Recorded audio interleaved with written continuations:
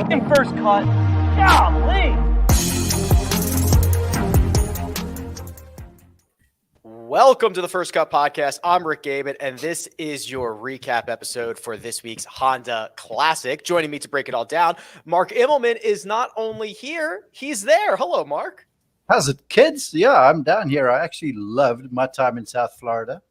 I thought it was just a tremendous event all around.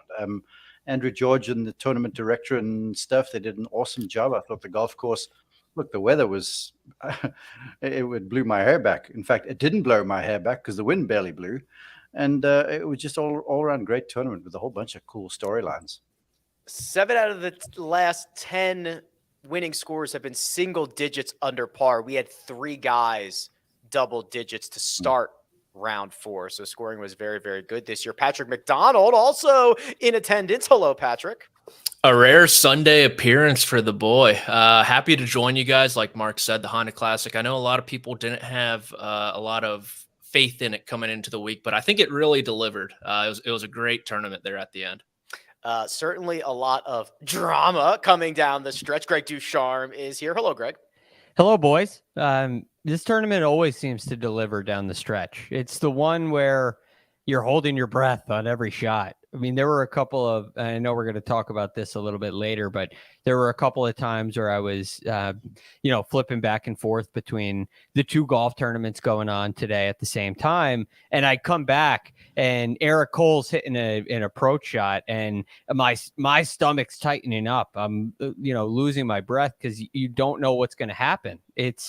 He could hit it in the water here. He could knock it close. You just don't know. And you could really feel the pressure, which I thought was a really cool part of, and a big part of why this event delivered again.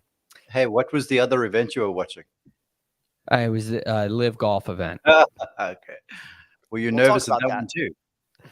No, I didn't feel, well, we'll get into it, but I didn't feel very many nerves. That's in block number 2. We'll get to LIV Golf. We have a champion over there as well. 72 holes, not enough on the PGA Tour. It took a 73rd hole, a battle between Chris Kirk and Eric Cole to determine your Honda Classic champion. I'll spoil the winner in just a second, but Mark, we know how much you love playoffs, and we got this one in just under the gun.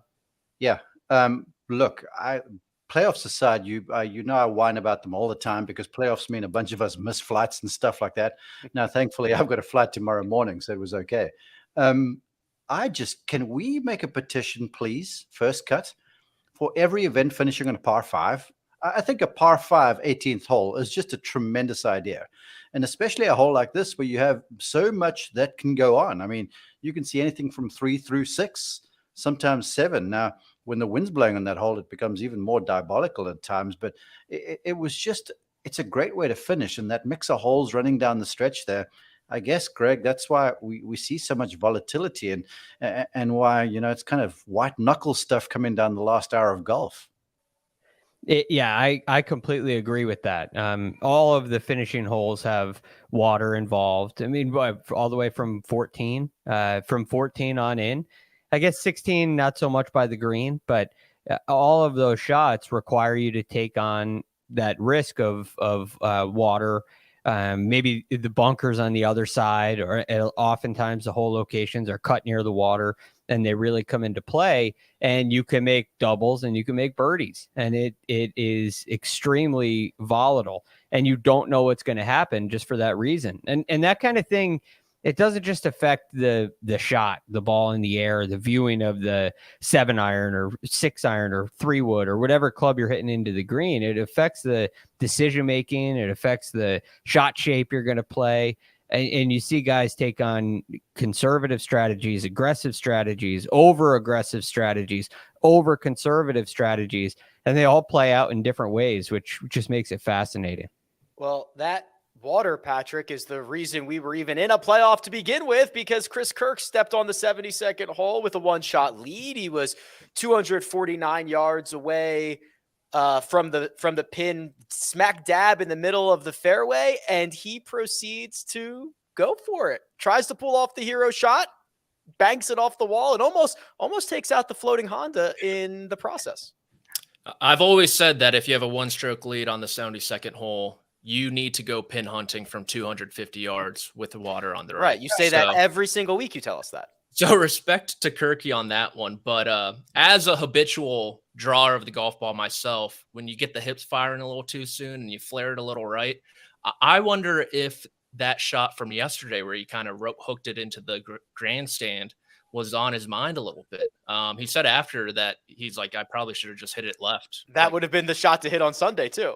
Yeah, but you saw him coming down the stretch that he left a couple out there, right? Especially with, off the tee and some fairway woods. So obviously 1 more yard and we don't have a playoff there. I mean, he hit it off the bank there and did almost hit that car, which would have been an all-time moment. But yeah, like you said, I just don't really understand that shot in that moment, but it worked out at the end of the day. Patrick, I will say this, having watched Chris Kirk all the way from college at Georgia, he used to hit, I wouldn't call it a loopy hook, but the thing didn't stay in the air very long, but it was predictable. He did it all the time. He's got such a great mindset and never really gets flustered by stuff, and he can roll it. So that's why he was a stud in college, and then comes out and the tour and starts to work on his technique. And I got to say, man, I made a point of going to watch him on one of my breaks because he was close to the lead.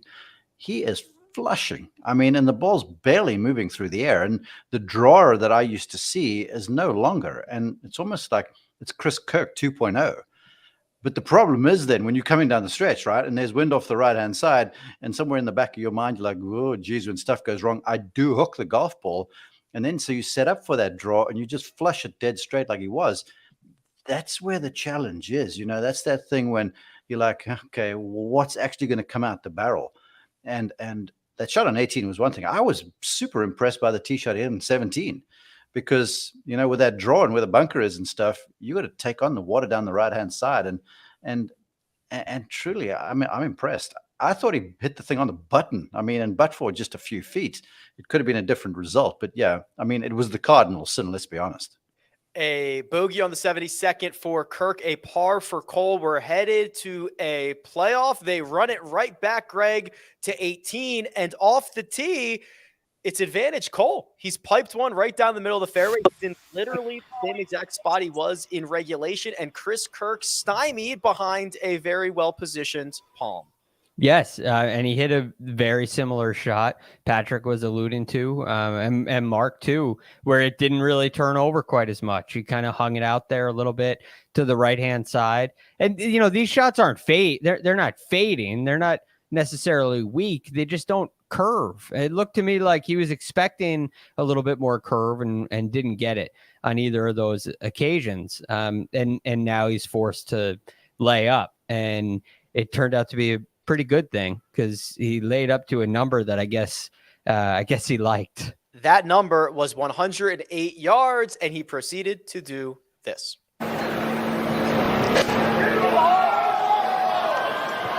Looks like he caught it all. Got to get up a little. It's up, and it is still.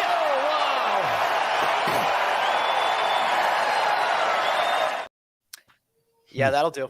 16 inches. That's a tap in for birdie. Mark, it comes after Eric Cole had already played into the back bunker. So he is now very well aware that he needs to get up and down from that back bunker if he wants to continue this playoff.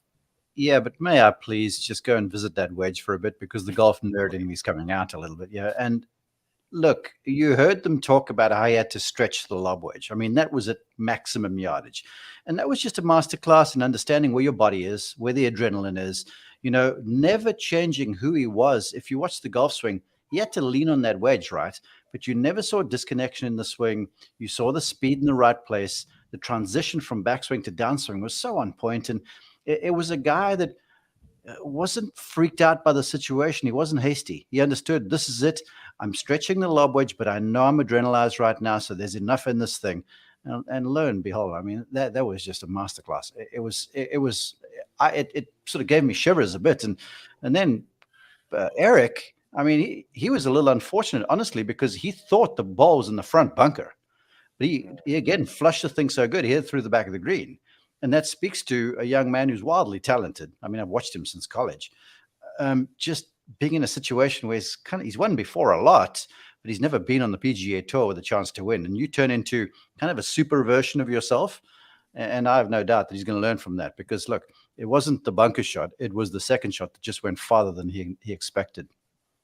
Yeah, he gave it a chance, Patrick. He hits a pretty decent bunker shot. He's got, I don't know, 10 or 12 feet. I could figure out what it was that he had left. It was, let's see, 10 feet, 8 inches, lips it out, and will settle for second.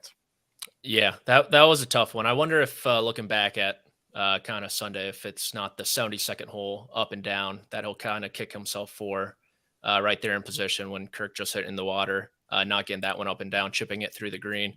But the way he was rolling the rock in the final round was flat out ridiculous. I think it was like up until 14 or 15, he didn't miss a putt inside 20 feet for the entire day. Yeah, which 15. It was ludicrous. Everything he looked at just went in.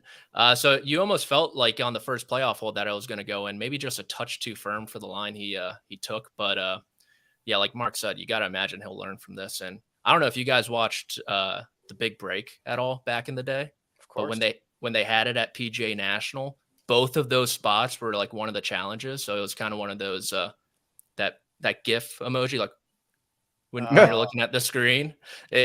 So it was kind of cool to see that. And but yeah, just 11 one putts at that point, which is ridiculous. 11 one putts. With that lip out, Greg, Chris Kirk wins the Honda Classic, his 5th PGA Tour victory, but first in nearly 8 years. Yes, quite a road in between as well.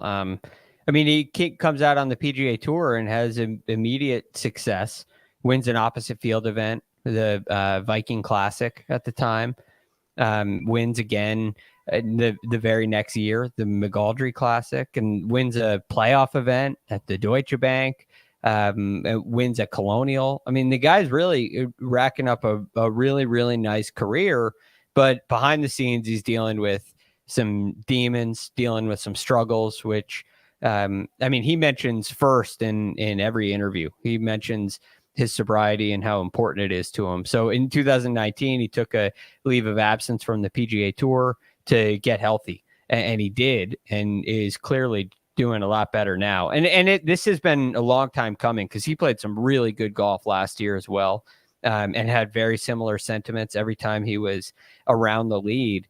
And gave himself a couple cracks earlier this year at both the Sony and the American Express, where he came in third and tied third, I believe. So he's been playing some really good golf. He's got his life together, it seems like, and it seems like he's really happy and grateful for the direction that he's in. And this was it's something that was coming. I mean, he showed us for a long time that this was possible, and today he showed himself as well. I'd love to share a personal story. It was one event maybe last year that we didn't have a playoff, and we're on the flight back from wherever it was, and I'm sitting next to Chris Kirk, and everyone's having drinks on the plane there on the way back, and he was super cool with it. And so we talked. It was like a 2-hour flight, and we talked Braves baseball, and we talked sobriety and all sorts of stuff.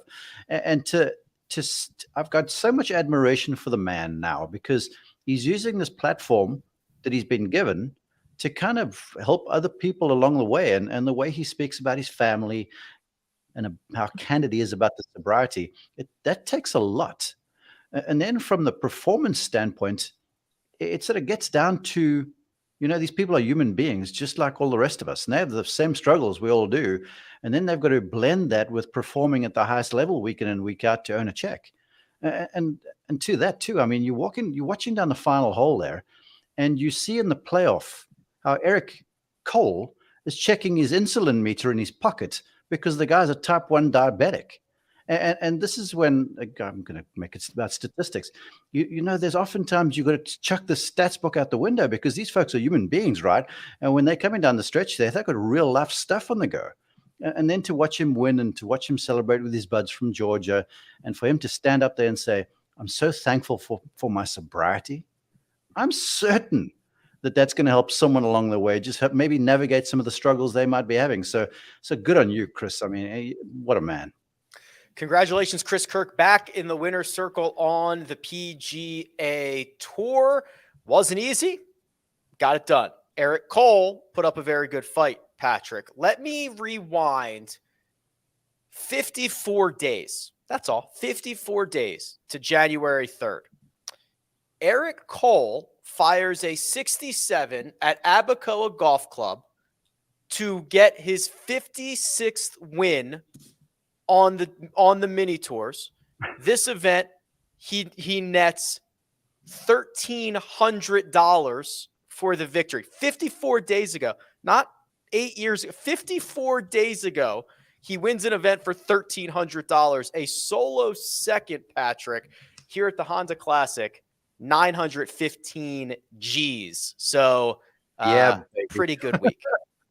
Yeah, I think that'll do. That'll do. And look, I mean, he just bought a rock for his now fiance too. He got engaged there at Pebble Beach when he finished T15 there. He might have to upgrade it. Yeah. So we'll see. We'll see how much of that 950 he takes home. But I was wildly impressed, and Mark kind of touched on it, how he's been around for a while. Like you said, 56 mini tour wins, and the way he struck the ball and kind of strutted around the golf course did not look at all like a PGA Tour rookie. I understand he's in his mid-30s and he's played a ton of competitive golf, but wow, like I really don't have enough like good things to say about the guy. I honestly thought he was going to get it done after that 2-shot swing on 13. It just felt destined that he was going to, take over Kirk there, but big time 2 months for him. Pretty decent lineage as well, Greg. We saw that his dad was a PGA Tour winner. From South Africa. Yes, that's right. And his mother, the LPGA Tour Rookie of the Year in her day. So golfing is definitely in the genes.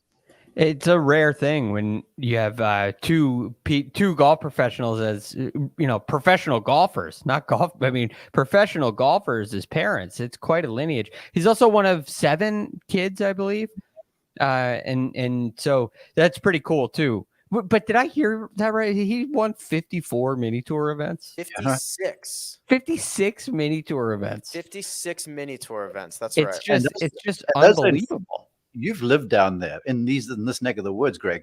The Florida mini tours, man. These dudes are legit. One of them could play on the tour at any time. They've just got to get there somehow. And that's the difficult thing. I mean, he went to Q school 11 times and was obviously very close in all of them. So this is a great story. And Mark, you mentioned how good those mini tour guys are. In all the time I spent in South Florida, watching the guys that were not tour players, guys you've never heard of who were playing professional golf, trying to make it. It's really hard to tell the difference between them and PGA Tour players. It's really hard to tell the difference. They all look so good, and they shoot great scores, and they go out and they play matches with PGA Tour players, and they can beat them. It's just a matter of playing well at the right time, getting an opportunity like you had at Pebble Beach or like you had this week, and taking advantage of it. I mean, he's in a really good spot now. It would have been cool if he got a win and, locked up a 2-year exemption, locked up a trip to the Masters. That would have been kind of mind-blowing stuff. But I think this week proved quite a bit to him and definitely secured a nice spot. And not only in the bank account, it paid a little bit better than $1,300, but it also moves him up pretty well in the FedEx Cup. Rick, I've got to say this. I mean, because we got done with our show, and so I just stayed there and watched the coverage. And I thought NBC did a wonderful job of telling the story. But when they got these close-ups of Eric Cole, and as I had mentioned in my days, I'm a recovering college golf coach. Nova Southeastern was a rival of ours, right? And so we played against them a bunch, down here, in fact. And the first time I watched him play, he was the number 3 guy on their team behind Ben Taylor, who also contended in this event, just for the record, okay? And this Eric, every time he hit it, I was like, whoa, this guy should be winning. But he would play like 16 holes well, and then just 2, he'd go off the rails and shoot like 78. But you kind of saw a little something.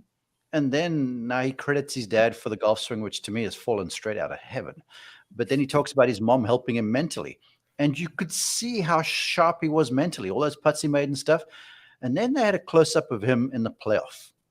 And I looked at this guy's face and what he was doing, and he became a superstar in front of our eyes. He looks like a male model. He's got the joggers going on there. He's got a golf swing that is just gorgeous. I mean, you talk about the money he won for the check. I guarantee you, yeah, within a few weeks' time, you're going to see logos all over this dude and in commercials and stuff, because he's got it all. He truly has it all. We'll slap a First Cut logo on him. I wonder if we could get a good deal for that. His price just went up a little bit. I know. We should have gotten it a week ago. We could have got it for nothing. Now it's a lot more expensive. Eric Cole moves to 33rd in the FedEx Cup standings. That was 2 shots clear, the guys in the playoffs, of Tyler Duncan. 4 shots clear of Ryan Gerard, who Monday qualified into this event, is going to earn himself another start. That's great. Ben Martin, along with a bunch of others, tied for 9th. Sepp Straka, Ben Taylor, Justin Suss, Shane Lowry. We'll talk more about these guys as we wrap up and we go through the betting and we go through the one and done. But let me just hit on a Kyle Porter tweet. So we don't have Kyle with us on this Sunday night, Patrick, but he is in our hearts and on our screens if you're watching on YouTube. And I'll just read you the tweet. It says, quote, "It was easy to see that the top players playing the elevated events exclusively would be great for the elevated events. What's interesting is that it might also be a great thing for the non-elevated events. A clear meritocratic hierarchy matters in golf, and a splitting of the events into 2 tiers provides terrific context to the sport." Kyle's been, he's been prodding this idea for the last couple of weeks and last couple of months. And I think what it comes down to for me, Patrick, is there's kind of 2 things that drive interest in sport in general. It's stars. That's not limited to golf. That's football. That's basketball. That's everything. And context. And this is a very strong context week. This is a very strong week of, holy crap, somebody's life is going to change. Or holy crap, this guy Monday queued in. Or holy crap, 54 days ago, this guy won $1,300 in a mini tour event, right? Like, there are ways to frame all of this that I still think get very, very interesting, even without 44 of the top 50 in the world. I agree. And it's almost like these past couple weeks we were spoiled eating filet the whole time with John Rahm and Scotty Scheffler, Max Homa. You kind of have to have like a drunken pizza every now and again to really appreciate it as well, you know? And so like you factor that in, and you also have these guys like messing up down the stretch, which we really haven't seen from, Rahm or Scheffler these past couple of weeks. And it's almost like it's not relatable at all, but in a sense you can kind of reach and do the mental gymnastics where it is a little bit more relatable. And like you said, it's completely more life-changing. It means a whole lot more for Chris Kirk to get into the Masters, to nab his first win in 8 years, than it does for, John Rahm to get his 10th, even though it does tie him with Seve. Maybe that was a bad example. But the point kind of still stands where it is life-changing. And Kyle's tweet, I know he's been about it. To me, it kind of just like describes the Korn Ferry Tour and the PGA Tour right now. But I agree, PGA and PGB Tour. Yeah, there were. I like PGA Tour Plus, but we'll see how that goes. Greg, it is interesting, right? Because there were storylines Friday too, right? I mean, we had a couple of guys. We had 2 guys who were who went to bed with like a shot or 2 to play, having their cut on the line. It was Brett Druitt, I believe, who Monday qualified in, right? Like these stories are all over the place, and we're getting a little bit better at showcasing them. Yes, and there's meaning, and I think the broadcast partners of the PGA Tour, both NBC and CBS as well, do a great job of really providing the bio. The fact that we know that Eric Cole won 54 mini tour events, the fact that we know he's checking his insulin meter down the stretch, the fact that we know all that we do about Chris Kirk, right? These things connect us to the story. They add that context, and all of a sudden it becomes relatable, not because you can play shots or have played similar shots to what they have. It's not relatable because you have hit an 8-iron with water on the right and you know how it feels, but it's because you can start to imagine yourself in a situation with an opportunity to change your life. with an opportunity to go to the Masters, and you can picture what they might be feeling. And it has nothing to do with the ability of play. It has to do with what it's for. And there's a very strong meaning. And again, I turn on this broadcast and I'm watching it, and I get the sense that this means something. This feels big, and it's filled with context. It's filled with meaning. We know that a trip to the Masters is a once in a lifetime opportunity, and there aren't very many avenues to get there. There aren't very many pathways to get there, especially for a 34-year-old rookie on the PGA Tour. And so you can feel with each shot what it does for somebody's career. And then you add in on the other side. So those stories are one thing, where it's the life-changing story, the career, the card-keeping stories is one thing. But then there's also the stories of, well, what does this mean for the FedEx Cup? What does this mean for upcoming majors? Where does so-and-so stand in official world golf rankings? Where does this stand in relation to past greats like Seve? We have constant, in every PGA Tour event, there are constant ties to history, to the season, to the keeping of a job or losing a job. There are constant connections and constant ties to tangible things that we know about. And it adds a lot of power.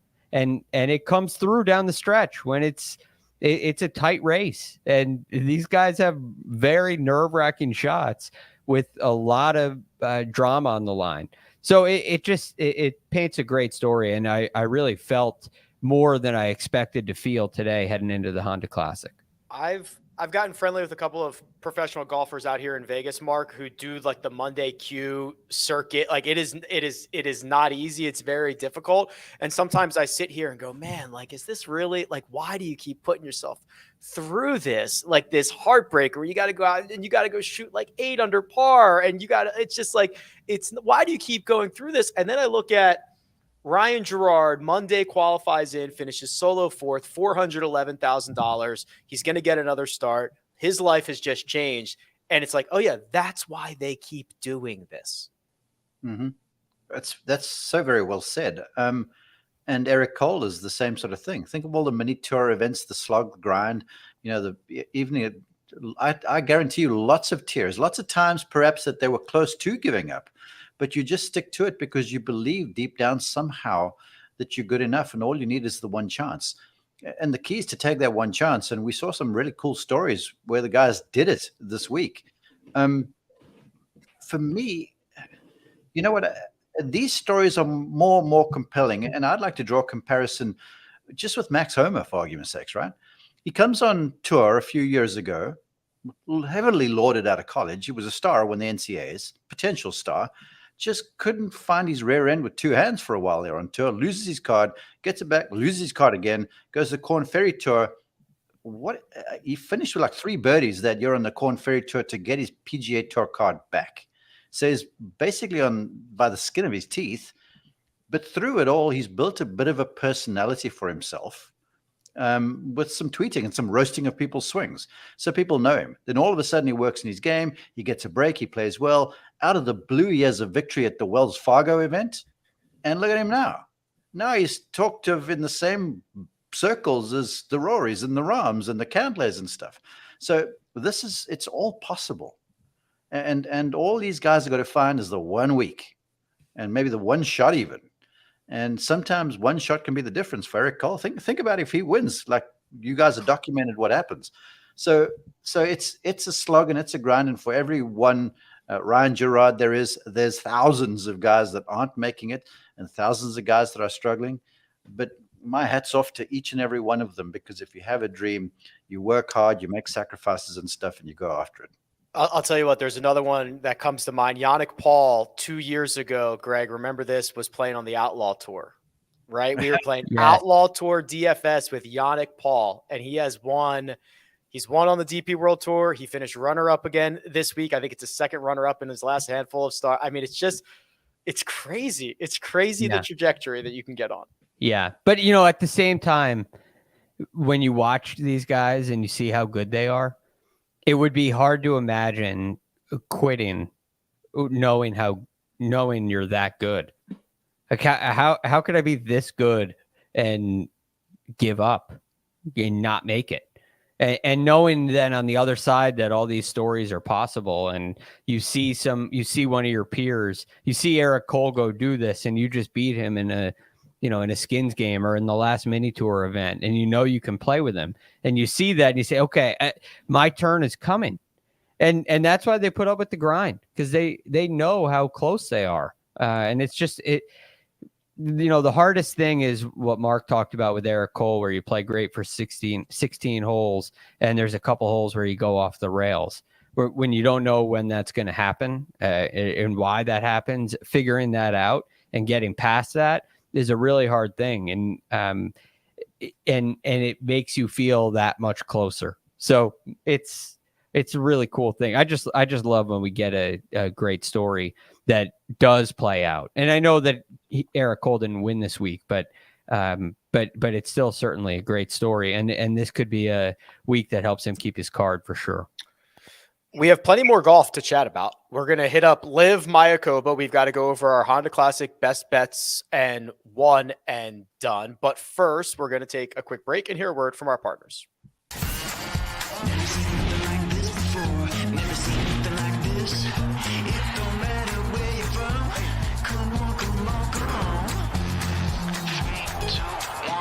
Let's go. You can feel the madness.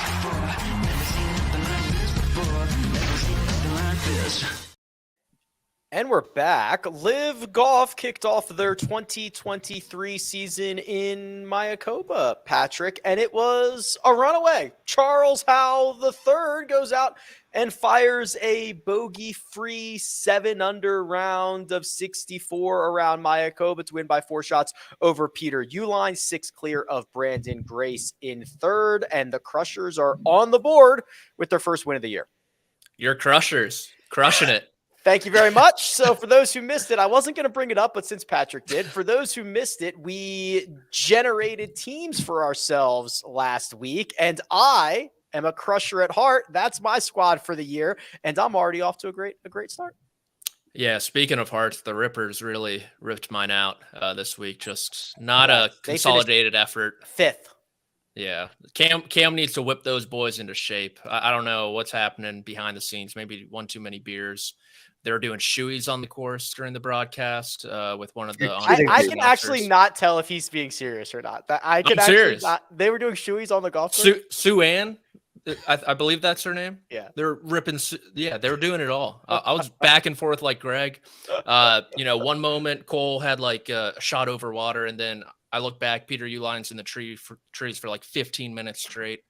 There was some drama there, with the Uihlein trade in the offseason. Taylor Gooch was in the final group as well.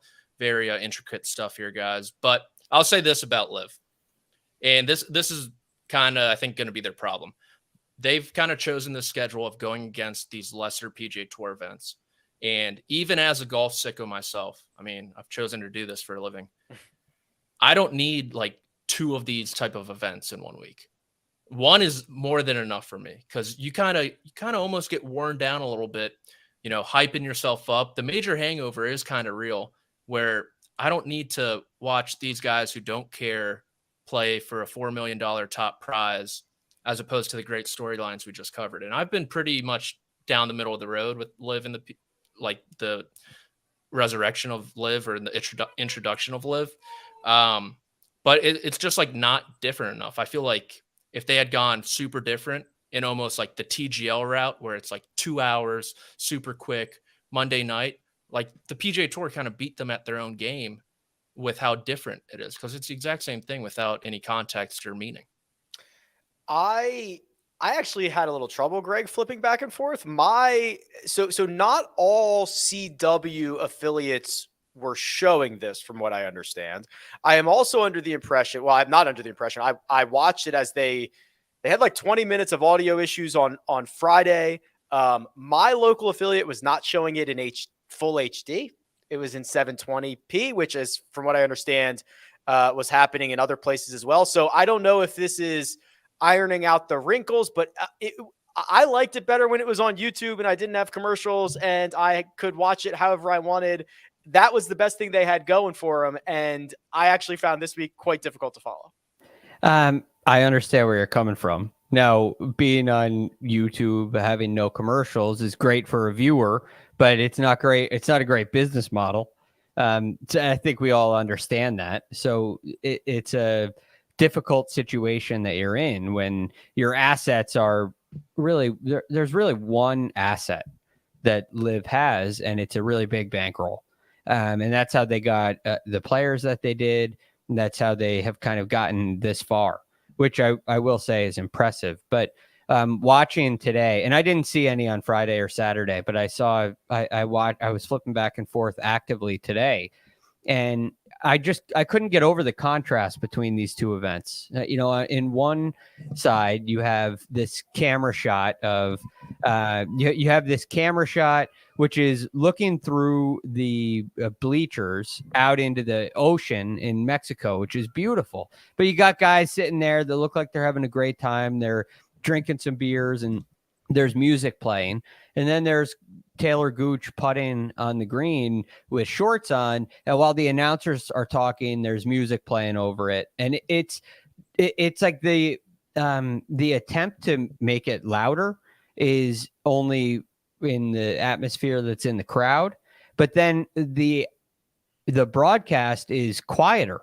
The broadcast felt like a tone down from the PGA Tour broadcast. And I felt this way very much when I watch the DP World Tour throughout time, where it's a very calm broadcast, which I like. And I think it really fits the morning mold. When you're watching, you turn on golf in the morning, you're not looking for something that's dramatically exciting. But I didn't feel like there was very much excitement in the broadcast, which is just it's off brand. But then again, you can't manufacture excitement when you have somebody with a 4-shot lead and a team with a 10-shot lead. And, the situation that happens on the golf course happens on the golf course. But if you're marketing it as golf, but louder, but it's not really louder, it's like a very odd mix. So I felt like it was very odd. I felt like it was very mismatched. And I did not understand why I was watching it. That's probably the biggest problem. In the first 5 minutes that you're watching the PGA Tour, you know why you're watching. I didn't get that with the LIV broadcast. Did you guys give Marcus context? Did you give me a team? Anyone? Seeing as we would have to. So we would generate you a team. So you'd have to answer a series of 9 questions, and you'd be given a team. Oh, really? So I can't just get the South Africans, I guess. Oh, okay. We can give you the South Africans. Yeah, you can take them. Yeah. Yeah. So you're on Team Stinger. You have you got a 4th place finish, 14 shots behind my Crushers, by the way. Greg, would you like to adopt a team? Wait. I do have an observation about this, even though I didn't watch any of the LIV stuff. First off, the Crushers basically did this without Bryson, correct?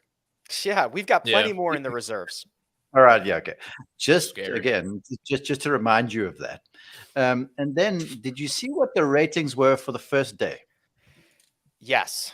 They got a point. They got a 0.2. And one of my colleagues, I will not tell who it is, texts me and goes, "Dogs and cats can roll over on the sofa and switch on the television or roll over the remote, and you'd get a higher rating than a 0.2." And that sort of speaks to what Greg's point is, because again, it's supposed to be different. It's just different because it's 54 holes. And I love Charles Hellman. He's a long-time friend, but he won on the tour, 3 times? Yes? Twice? Yep. 2 times or 3 times? 3. It's his, 4th go with these guys, and he's won once already at a canter. So that sort of speaks to this whole thing where, like, the best players in the world are playing on the LIV Tour. This is not the truth. It's the farthest thing from the truth. And so I'm just keen to see how this whole thing continues to pan out, because I know a lot of guys that play there. I cannot fault them for going there. Dean Burmester, when I heard he was going the other day, we had dinner in Pebble Beach. Then the next thing is on his way. I can't fault him because he's going for the money. But again, it's not like you are going to go there and become a great player and do all sorts of world record breaking stuff. That's just not what it is. I don't want to say a retirement league, but to a large extent, it's sort of playing out that way with guaranteed monies for these guys. A 0.2, my understanding is the way that works is it is a percentage of all the available homes that you were in. So a 1 is 1%, a 0.2 is 0.2%. To put that into comparisons, I don't have Golf Channel on, or excuse me, I don't have NBC on Saturday, but on Thursday, the Honda Classic was a 1. So that's 5 times on Thursday compared to LIV's Saturday. If you want to argue, well, this is a big event for LIV because it was their first event of the year versus literally a week that should probably be a bye week on the PGA Tour, you could argue that. Genesis did 1.37. Go ahead, Mark. And I was just wanting to say, because Greg was talking about the marketing, and I'm sure you're going to touch that, those are the numbers you take to potential sponsors. And you go, and then the sponsor is going to go, really? So I'm keen to see how the business model of this, because the whole thing was to get onto network TV. It's not network TV, it's cable television, and you're drawing a 0.2. You couldn't sell that to anybody. I was going to say, first cut, we'll sponsor it, but no, we will not. Notables, Patrick. Cam Smith, T5. Dustin Johnson, T35. That's his worst finish in LIV by a mile. Bryson, T23, did not really contribute. The rest of the crushers are Lahiri, CH3, and Paul Casey. Mickelson actually had a pretty decent final round and improved his standing, T27. And then Brooks Koepka, where did Brooks finish, Patrick? He finished 31st. Okay. So DJ, he had a back injury that forced him to withdraw from the Saudi International at the beginning of the month. So this was his first start since then. He, when I did watch it, since I was doing the recap for CBSSports.com, he had a really bad day today, but the first 2 rounds, he would make like 3 birdies in a row and then like 2 doubles in a row. So maybe a little bit of rust there. But they have Tucson coming up, and then I forget the third one. I only know that Orlando, and then it's the Masters for those guys. So I'm interested to see kind of the Masters boys, if they'll be able to get enough competitive reps under their belt. I mean, you got Cam Smith, Joaquin, Brooks, Bryson, DJ. That's kind of the big question moving forward in the near future for these LIV guys, is their lead up to Augusta. I think they put that Orlando event there on purpose for the Augusta boys. But that's kind of the big question mark for me. My apologies for skipping Patrick Reed, 38th. I don't want to get I don't want to get sued, Mark. Apologies. 38th for Patrick Reed. That's a smart move by you. The word on the street for that Orlando tournament, I've spoken to a bunch of tour guys who live there, is that it's going to be held at Orange County National, which is a 36-hole, ostensibly public golf course. And so they're having now this world golf-changing, disrupting league go to a public golf course. It sort of smacks of, they approached other golf courses and they were like, no, thank you very much. And so I'm keen to see how that whole thing transpires, because you got Charles Howell, who lives there in Orlando. There are a few guys who play that league right now, and places like Alworth and that sort of thing were not interested, which I also find fascinating. Anything else LIV related, Greg, that we might have missed? So, like I was telling you, I didn't watch on Friday and Saturday. So today, as I'm getting ready and trying to get caught up, I found it quite difficult to get caught up. With PGA Tour events, when I miss time, I can get myself caught up nearly immediately. I find it very easy to do that because there are so many great statistics, and you can look at shot trails and shot trackers, and I mean, you can paint yourself a picture of exactly what happened. Now, Mark may say that's not the best way to do it, and I agree. You have to watch too, but you can get yourself pretty well acclimated to what goes on if you miss some time. But when I go to the LIV website, which I can't believe I'm on, I find it very hard to navigate, and I don't think there's any statistics. I mean, if you go to the leaderboard, one thing that's interesting is teams is first. If you just go to the LIV leaderboard, the team leaderboard comes up first, which I understand why they're doing that. But then if you go over to the players, and you click on Charles Howell, who won, it just shows you what he made on each hole. And then if you go to his player profile, it gives you like a little bio, and not really much, not much more. So I find that I think that's something that also takes it down a little bit in the seriousness. We are so accustomed to having great metrics and great statistics and the ability to compare players and analyze players, but that's a really low priority for them, it seems. And you would think they would be able to put in some kind of investment in that. But I don't think that it's a priority at all. And I just think it takes the quality of the product down. It takes the connection of the product down. There's just a lot less information. Yeah. To Greg's point, their new app didn't even have a leaderboard on it. So like I downloaded it, try to get a leaderboard, and it's like, oh, I have to go to my browser to get a leaderboard. I downloaded it, and the first thing it asked me to do was create an account, and I was like, oh God, like I hate doing that. I never got back around. I was like, I'll do it later, and I never got back around to doing it. Give us your social. I was like, I don't want to create an account for this. Like, if I had to create an account for the PGA Tours app, I wouldn't use it. Like, what are we like? There's like, there's an option apps to skip. You can skip the account. I tried to skip it, but to Greg's point, you're not disrupting golf through greens and regulation and driving accuracy. Like the statistics do paint a picture, and you just have no idea what's going on with that league. I had a good segue, but I can't remember what it was. I'll just say March 17th is the next LIV Golf event. It is Tucson. We have more to do, believe it or not. We've got to actually recap a very good, strong week of wagers and 8 separate one and done selections. We will update the standings, but first we are going to take a quick break and hear a word from our partners. Italy's best clubs and brightest stars bring show-stopping skills and unbelievable thrills in the fight to the finish for the Scudetto. Stream every Serie A match live on Paramount Plus. We are back. Let's go through these wagers real quick. So, Patrick, you're the only one overlapping here that was with us on Tuesday for these wagers. I basically got 2 no contests because Alex Noren withdrew, so those are off the board. I did not get Joseph Bramlett as an outright. I did not get Kevin Tway as a top 20. You did find a winner of Johnny Vegas over Harris English, and you didn't even have to sweat that one.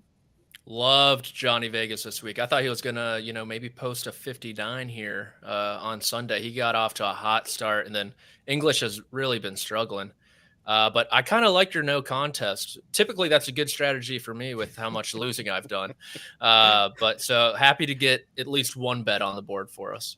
Yeah, pushes are basically wins at this point, which is all fine and dandy. Actually, good segue to Kyle's betting card, Greg, which was phenomenal.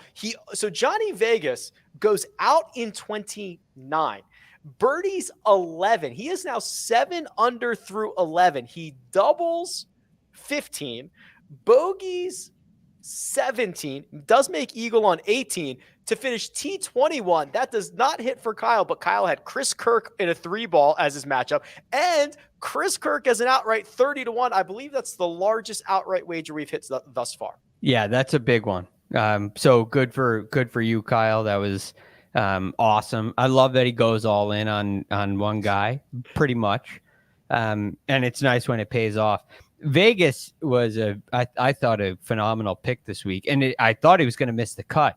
He makes the cut. I think he birdied his last hole Friday to make the cut on the number, and then goes crazy today, which was good. It just took him a while to get going, I suppose. So yeah, really good stuff from Kyle there. May I comment on Johnny Vegas, seeing as I called him for 2 rounds? Please. Yeah. First off, he was really struggling. with his game. I mean, he's staying in the hotel, same hotel as me, and I got home from work, and he was just hanging out in the lobby by himself. I'm like, "How you doing?" He goes, "Man, I'm battling with my game," kind of thing. But he came out today, and it was like he didn't practice after the round yesterday, and he just came out with a new attitude, like new broom sweeps clean, and honestly was virtuoso for a while. But that 3-iron that he hit on Friday afternoon from 240 something to about 6 feet, it is one of the great shots I've ever seen with my 2 eyes. And I've seen some. I've seen Tiger carve an 8-iron out of a fairway bunker around a tree, 165 yards uphill in Mexico, and spin it in there to 10 feet. I've seen stuff, right? But that 3-iron, the way it sounded, the way it climbed, thing took off like a freaking homesick angel. It just like climbed and then went higher and faster and lands there on the green just so softly. And the way he reacted and responded to it, where he's like, "Be right." And I'm like 30, 40 feet from him. And then that thing landed, and he flashed this $1 million grin because it was one of those shots that you hit once in a lifetime. That was to make the cut, obviously, 2-putted for birdie. I said to him afterwards, I'm like, "Johnny, I'm thankful that I got to see that shot." And I'm like, "That's arguably the best shot I've seen this year." And he goes, "That was the best shot I've hit this year." But it sort of just goes to show that, someone who fits this golf course so well, he's had success here before, comes in really struggling, but gutses his way out there and then keeps himself in the game, turns it around some, makes a crazy double bogey on 15 you highlight, and then finishes with eagle. So testament to him for the guts that he showed, because he could have given in a little bit and sort of bailed it on Friday afternoon. I will say, Mark, that double he made on 15 was one of my. I was flipping through. I flipped it on right when they were saying, "Mark, what does Johnny Vegas have to do out of this greenside bunker?" And you said something to the effect of, "Say a few Hail Marys and widen your stance." And I thought that was top-notch content. Thank you, man. I do this stuff once in a while when I get some time. I get lucky, Yeah, but look, he was in that left greenside bunker, cooked. He had nothing, and then he drop kicks it basically into the, a few bounces into the water. Those cormorants should have stopped the ball. Those birds. So I don't know what you called them. I thought they were ducks. No, they were cormorants. Come on, get your bird life correct. And then he goes back to drop zone, hits it to about 60 feet and buries that for double, which was just crazy. I mean, it was an incredible sequence of events all around. Yeah, I thought one of them was going to reach a wing out and stop it for him. Didn't end up happening. Got out of there with a double. These are our. What are these? Best bets? No, these are overall bets, but I don't think this is updated because I think Kyle is back in the black now. So let's just head over to our best bet slide. Do we have that one handy there? Oh, don't call it a streak, Patrick. 2 in a row after starting with nothing but L's. Johnny Vegas over Harris English was your best 2 in a row. I'm an entertainer at heart, so I let you guys get ahead. But it's Sunday, back 9. I'll be right there, baby, and it's starting right now. I just made a birdie at the turn, and I'm coming for you, boys. Kyle had Chris Kirk again, top 20, so he is now smashing his best bets. I had Pearson Cootie, Greg, which I had him for a top 40. I was pretty happy with that Thursday 66 and one shot off the lead. It was 75, 71, 70 after that to finish T63. But I like what I saw for the most part. Well, I was thinking Thursday when this thing wrapped up that Pearson Cootie's had a kind of a thing where he misses cuts or wins on the Corn Ferry Tour. I was like, is this really going to happen on the PGA? Is he really going to go win? And I thought Pearson Cootie was going to be the Eric Cole of this tournament after Thursday's round. But I've been noticing, Rick, you're hammering the top 40s, the long shot top 40s, and doing a pretty nice job on them. Yeah, I think I've gotten I think it was like a T43 last week, and then this one, which started out well but didn't finish well. So we'll see if I can find a little confidence from what Patrick's been up to and get on a little bit of a run. One and done. So just to recap, everyone, we, for the first time in a long time, had 8 different selections in the one and done. It's almost impossible to pull off. My original one and done was Alex Noren. When he withdrew on Tuesday, I believe it was, I wanted to keep the sanctity of the 8-man unique lone wolf situation. I could have easily have just taken Denny McCarthy or Sung J M, or after seeing all the selections, I could have taken anybody. I opted for Min-Woo Lee, which, Mark, I thought was not only what did I thought it was good, but I thought it was fair. Yeah, I thought it was a good change too, to pivot to someone like that. I think you should get an asterisk next to your name too, because what's this late changing stuff? I agree. Hold on. I agree. The same abuse I'm getting from the fans. You should have seen how many fans were giving me grief on the golf course while I was down here in South Florida about the Good one for and you done fans. thing. So, Hell yeah. yeah, so Yeah, I preach, think Mark. for the fans' sake, you need an asterisk. In fact, just put asterisk next to everyone's name, because this is getting ridiculous now. We have always been able to switch with our golfer WD and Greg before the tournament starts. That's standard operating procedure. Where's the Constitution, Greg? I want to see exactly what the rules are. I think it's fair. I think it's in play. I think it's very reasonable. Look, this is a challenging, tall task with our Tuesday deadline because of WDs, because of injury news. It's a little bit unique. When there's a hard WD, you get a swap. No questions asked to me. Now, if there's golfers on the golf course, it's kind of like DraftKings rules, right? If the tournament started, you can't do it. But if he WDs on Tuesday at 7:00 at night, you get a swap here. But not if you learn about news the next day. Now, if Greg is plays. Now, but wait a second. You've opened a can of worms here, because there's only one tournament on the schedule that begins on a Wednesday. That happens to be the Farmers Insurance Open. I made a change on Wednesday because I was abroad, and I get scared for this sort of stuff without the rules. Mark, there's two. There's two events. There's the Farmers, and the match play starts on Wednesday as well. Okay, I'll remember that one. The amount of technicalities we have in this dramatic one and done is insane. Here are the results. Sick burn, Greg. Yeah, sick burn, nerd. Yeah. From the bottom up, Sia Nejad went with Sung J M, one of the favorites, and no one else took him because I guess we all thought everyone was taking Sung J. Yeah, that's what Sia said. He made it publicly. He told us on Monday who he was taking. Yeah, and he said everybody's going to take him, but I'll do it anyway. We actually bullied him out of it on Monday. He did not want to give it to us on Monday, Greg. We made him so that he wouldn't miss the deadline. Yeah, he was forced, but it worked. Sung J M 28,188 moves his total to 1,040,000. He remains in 8th. Kyle M on a little bit of a run here. Not so much this week, but on a little bit of a run. He had Aaron Wise, 46,400. He goes to 1.9 million. Greg, you had that man, Johnny Vegas, and he got you 88,116. You won the week, but it was only 88,000. You remain at 2.5 million. Yeah, it doesn't do a thing. This week is basically a wash. If I won the week at $88,000, I mean this sounds like the LIV League. Nominal. This money is like the LIV League.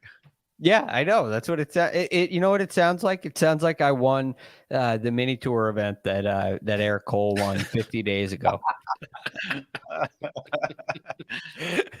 We don't even have to give it to you. Do you want us to take the 88,000 away?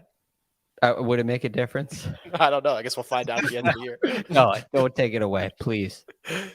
Patrick, you still remain $100,000 clear of Greg. You are in 5th. You had JT Poston. That got you 17,808. Rolling in it. Yeah, Greg, how's the weather down there, buddy? Full 100K behind me. Yeah. I said on Tuesday I was going to regret not picking Shane Lowry.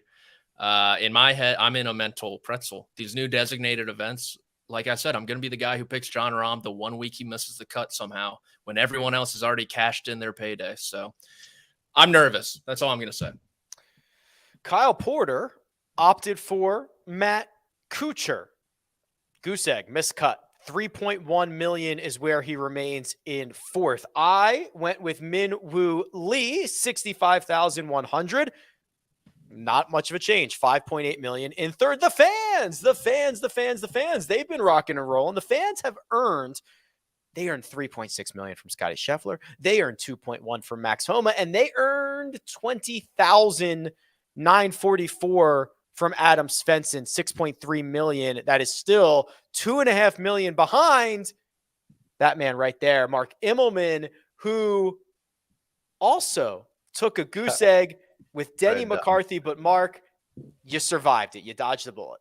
I did. Thankfully, I didn't. I remember texting you to ask you who the picks were, and you sent them to me. And ordinarily, I've got them favorited on my PGA Tour app. This is how big this stuff is to me. And it was a busy week for us. I will be honest with you. You know, with like 6:45 a.m. coverage starts to like 7 p.m. in the evening. They were long days. And so I didn't really know what was happening except for my guy playing like a clown. But then a good friend of his, I have dinner with on Thursday night. He goes, "You should have talked to me. Denny's not feeling very well at all. He was thinking about withdrawing." I was like, "Oh, okay, it was good to know now." But yeah, I'm thankful I got away with this. But you can tell the story, Rick. I did the biggest pivot in the world. I had other guys planned, and for some reason I lost my plan, which I'm not going to do again for the rest of the season. Yeah, you are usually very good at sticking to the plan. And it was a little, I should have done a wellness check on you after you told me that you were going to switch out of your pick, because that usually doesn't come from you. Do it next time. If I do something like that, just send out call someone, just say, check on Mark because something's wrong, please. The other thing we need to do is how about this? We'll start well, I guess I'm telling everyone right now, but it'll be an anonymous PGA Tour insider newsletter. And the things that you hear out there, Mark, on Monday, Tuesday, and Wednesday, like, oh, Denny's not feeling well, or Xander's back is a little, we'll email it out. We'll charge like $50 a month. We'll get like 1,000 people to be in it, and we'll retire soon. Why are you broadcasting this idea? Let's do it before you start broadcasting it, Rick. That's like sorry, I don't want to do that at all. When that pops up next week, it'll definitely not be us. It would never work. Okay, we won't do it. All right, gents, quickly before we get out of here, we are headed to another biggie next week at Bay Hill, Arnold Palmer Invitational. Donning that red sweater, Patrick. Rory McIlroy has done it. It's a beautiful. Do you think they must have to have sizes for every possible winner? Yeah. In first, cardigan.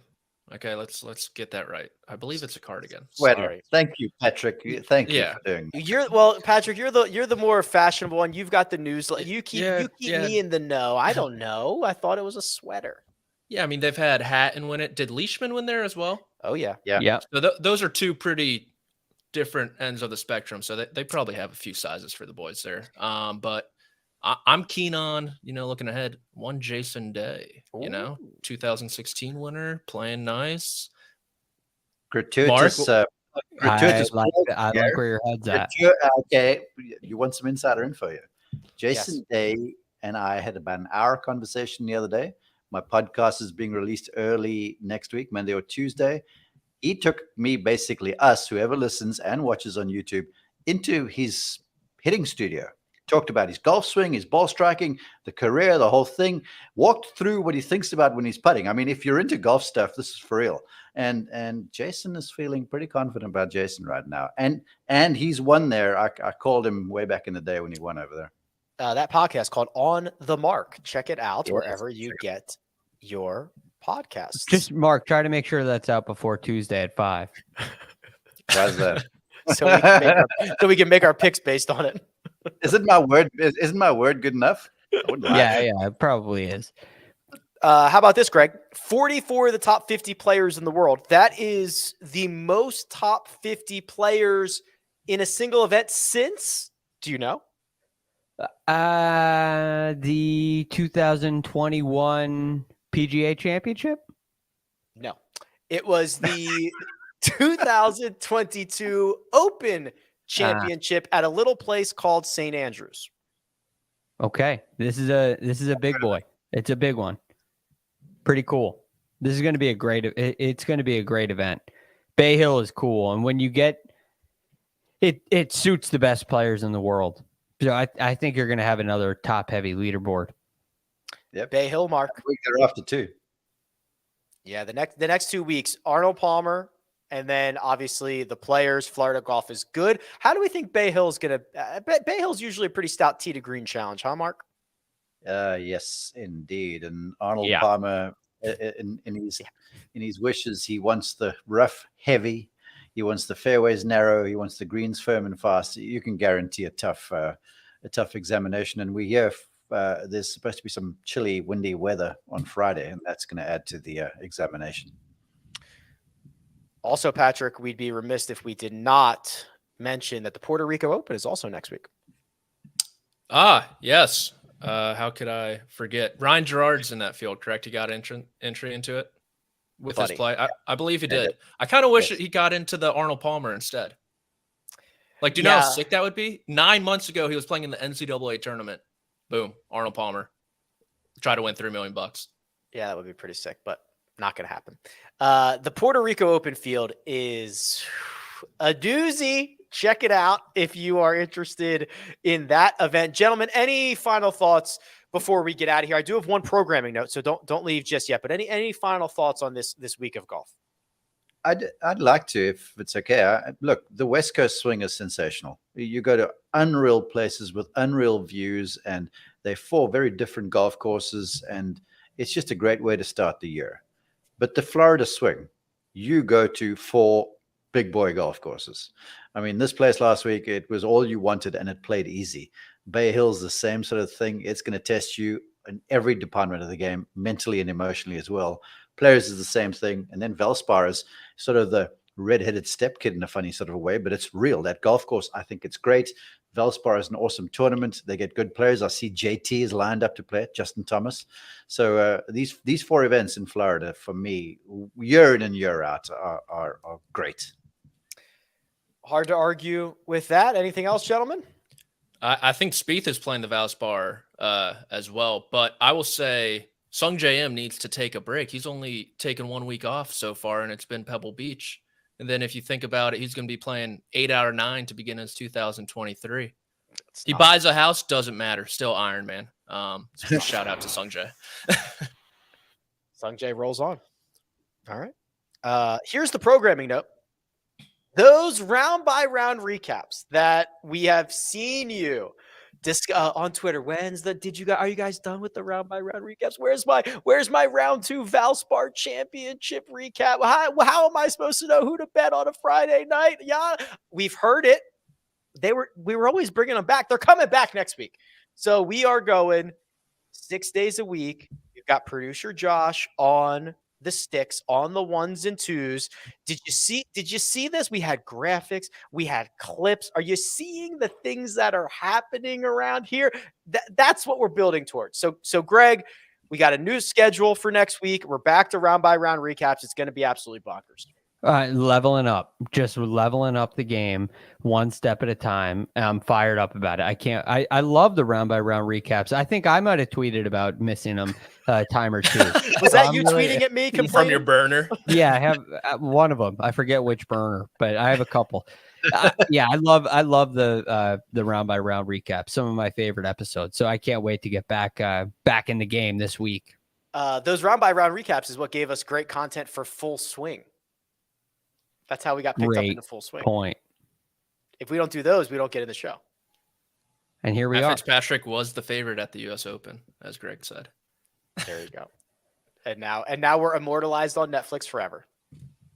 Yes, and Twitter. Do you feel better for it? No, man, no. Have you guys been recognized in the streets yet? No. Well, I wear disguises now. Okay. Yeah, someone told they've worked. I will say, Trevor. I don't call me Trevor. I don't know if I told this story yet, Mark, but I will say Mark was recognized when we went to dinner or we went for drinks. It was during the Super Bowl. We went back to the hotel and we went to the bar, and that bartender knew exactly who Mark was, and Mark was recognized with us out. It's because I tipped him nicely the night before, Rick. It's not because I'm some pro play. Just say that's what happened. All right, gents. Absolute pleasure. Producer Josh doing all that hard work behind the scenes. We will be back Monday, Tuesday, Thursday, Friday, Saturday, Sunday next week for the Arnold Palmer Invitational. Find Mark Immelman on Twitter at Mark_Immelman, Patrick McDonald at Amateur Status, Greg DuCharme at The Real GFD, and you can find me at Rick Run Good. This has been The First Cut. We'll catch you next time.